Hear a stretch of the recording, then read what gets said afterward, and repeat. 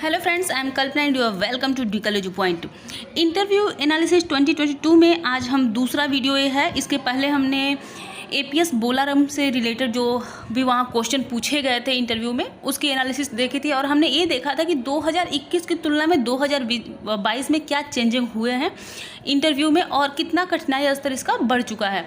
तो अगर आपने वो वीडियो नहीं देखी हो तो देख सकते हैं आप उसे, क्योंकि अभी जहाँ इंटरव्यू होने वाले हैं वहाँ और वे हाई होंगे उसके, ठीक है। तो लेवल हाई होता जाएगा, तो आप उसको देख लीजिए। अब आते हैं वहाँ पर हमने टीजीटी और पीआरटी दोनों का ही आपको एनालिसिस करके बताया था क्या क्वेश्चन थे, सीपीटी कैसा था, इंटरव्यू कैसा रहा, डेमो कैसा था। यहाँ आज हम बात करने वाले हैं पीआरटी ऑल सब्जेक्ट टीचर की। तो यहाँ एपीएस भोपाल में 23 मार्च को इंटरव्यू हुआ था। तो देख लीजिए, यहाँ पर आप अपने एक्सपीरियंस मेरे साथ शेयर कर सकते हैं kalpved147@gmail.com पे, अगर आपका इंटरव्यू हो चुका है तो। और जब भी हो आप मुझे शेयर करिए, क्योंकि आप जो कुछ मुझे बताते हैं मैं और सारे व्यूअर्स को बताती हूँ, तो जिससे उनको फ़ायदा हो सकता है और काफ़ी हेल्पफुल होता है आपका ये एक्सपीरियंस उनके लिए। तो चलिए, प्लेलिस्ट में आप देख सकते हैं एपीएस इंटरव्यू सीपीटी में आपको सीपीटी के सारे क्वेश्चंस मिल जाएंगे। एपीएस इंटरव्यू 2021 में एपीएस से रिलेटेड जितने भी एक्सपीरियंस हैं आपके, वो सारे एक्सपीरियंस यहाँ पे रखे हुए हैं। और साथ भी जो भी मैंने एनालिसिस की है अभी तक, जितने भी जगह के इंटरव्यू के मैंने लिए हैं आपके क्वेश्चंस, वो सब कुछ यहाँ पर है। और लेसन प्लान एंड डेमो में आपको ईवीएस, हिंदी, इंग्लिश और मैथ्स, इनके डेमो मिल जाएंगे, क्लास के डेमो, और लेसन प्लान बनाने का फॉर्मेट वगैरह सब कुछ यहाँ पर अवेलेबल है। तो इन प्लेलिस्ट में आपको जाके आप देख सकते हैं। तो चलिए अब शुरुआत करते हैं। हम सबसे पहले देख लेते हैं क्या क्या हुआ था वहाँ पर। तो एपीएस भोपाल में 23 मार्च को जो इंटरव्यू था उसमें सबसे पहला था डॉक्यूमेंट वेरिफिकेशन।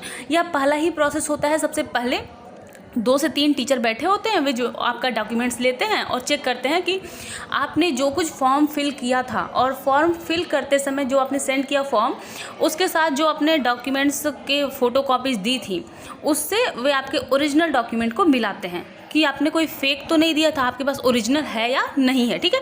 इसके बाद दूसरा प्रोसेस होता है सीपीटी का और तीसरा होता है इंटरव्यू का या फिर डेमो का। तो यहाँ पर डेमो पीआरटी में नहीं लिया गया था, ठीक है। सीपीटी और डायरेक्ट इंटरव्यू हुआ था। तो सबसे पहले हम देख लेते हैं सीपीटी की प्रोसेस क्या थी। तो देखिए, 30 मिनट का टाइम दिया गया था, मैक्सिमम मार्क्स 10 थे और इसमें था अब अटेम्प्ट ऑल क्वेश्चन, तो यानी 3 क्वेश्चन हैं, तीनों को अटेम्प्ट करना है।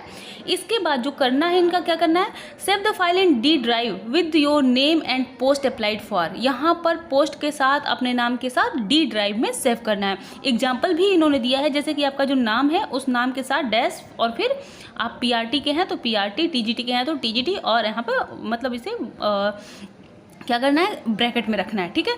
तो इस नाम के साथ आपको सेव कर देना है डी ड्राइव में। हाँ, एक क्वेश्चन आप जरूर सॉल्व कीजिएगा, ठीक है। इसीलिए मैं आपको एक क्वेश्चन यहाँ से दे रही हूँ, क्योंकि ये एग्जाम में पूछा हुआ है, मतलब इंटरव्यू में पूछा हुआ दिया हुआ क्वेश्चन है, तो ऐसे क्वेश्चन बनते हैं। इसके पहले भी सीपीटी के काफ़ी क्वेश्चन मैं आपको करा चुकी हूँ, तो उन वीडियो को आप एपीएस इंटरव्यू सीपीटी की प्लेलिस्ट में जाके देख सकते हैं।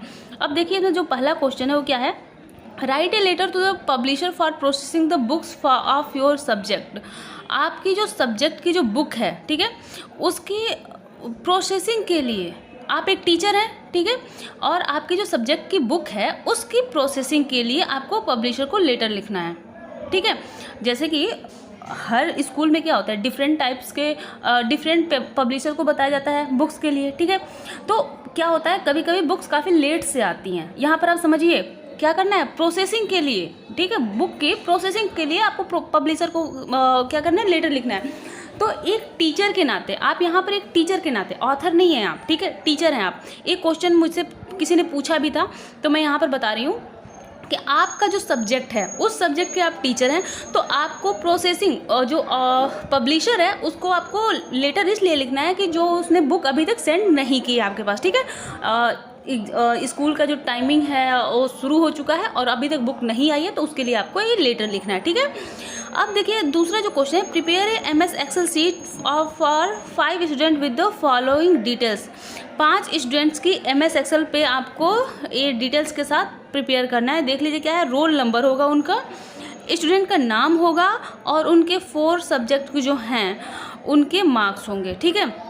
तो 4 सब्जेक्ट पीआरटी की बात हो रही है, तो पीआरटी में क्या होता है, मैथ, हिंदी, ईवीएस और इंग्लिश, ठीक है। तो ये जो 4 सब्जेक्ट हैं इनकी आपको क्या करनी है, इन चारों सब्जेक्ट के जो उनके स्कोर हैं वो स्कोर आपको खुद ही लिखने हैं। देखिए ये टाइम टेकिंग है, 30 मिनट का टाइम है, लेकिन इसमें आपको टाइम टेकिंग है क्योंकि लिखा होता तो आप नंबर आसानी से देख के लिख सकते हैं। अभी ये सब कुछ आपको खुद करना है।